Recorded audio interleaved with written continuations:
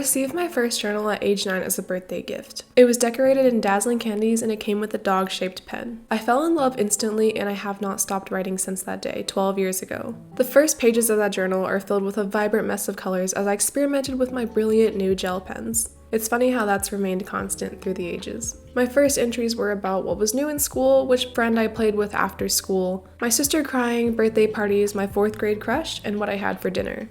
Needless to say, things look a little bit different nowadays. Journaling was always something that fascinated me, but the real reason why I started doing it consistently is actually a little bit sad. When I was slightly older, maybe around age 10, I realized that my mother had a terrible memory.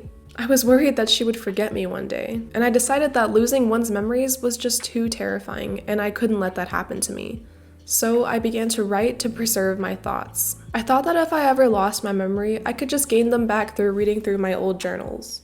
The years passed and I graduated elementary school, middle school, and high school. I started my current journey of moving into a new city and starting college, and my stack of completed journals grew taller and taller. Journaling both taught me and helped me realize the most important lessons that shaped me into the person that I am today. And it's one of the most critical habits I've stayed consistent in since I was a child. Today I'll be sharing with you 3 main reasons why I started journaling and why I'll never stop. The first one is reflection.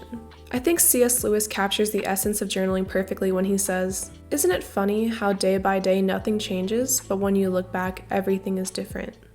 Journaling is a time machine to your past self. You get to relive how you felt during special moments, how you came to certain realizations. You get to look back and laugh on some of those funny and embarrassing moments that you would have forgotten otherwise. You can understand how your kids feel. I used to hate it when I felt like adults just didn't understand. Tapping into that younger headspace or mindset to try to gain more empathy for the younger generations, or experiencing cherished memories shared with loved ones that are no longer present. Remembering how simple life was, or seeing how much better life has gotten, how far you've come. You don't realize how much you've grown and changed until you look back. You can see which moments were the pivotal points in your life, and which decisions led you to the person that you are today. And most importantly, you can use those lessons that you've learned to grow into the person that you want to be. The second point is that it helps you process your thoughts and perhaps get through some hard situations. Those pivotal moments that we just talked about, sometimes hard decisions had to be made or realizations to be had. Journaling is the perfect gateway to making those decisions or realizations. Being able to clear your head and rationalize all that goes into making a decision, weighing the pros, the cons, the causes, the effects, the feelings, the possibilities. Having an outlet just to diffuse the avalanche of thoughts and sort through and make sense of the otherwise tangled mess that's going on inside of your head. Sometimes journaling is necessary to get to the root of why you're feeling a certain way.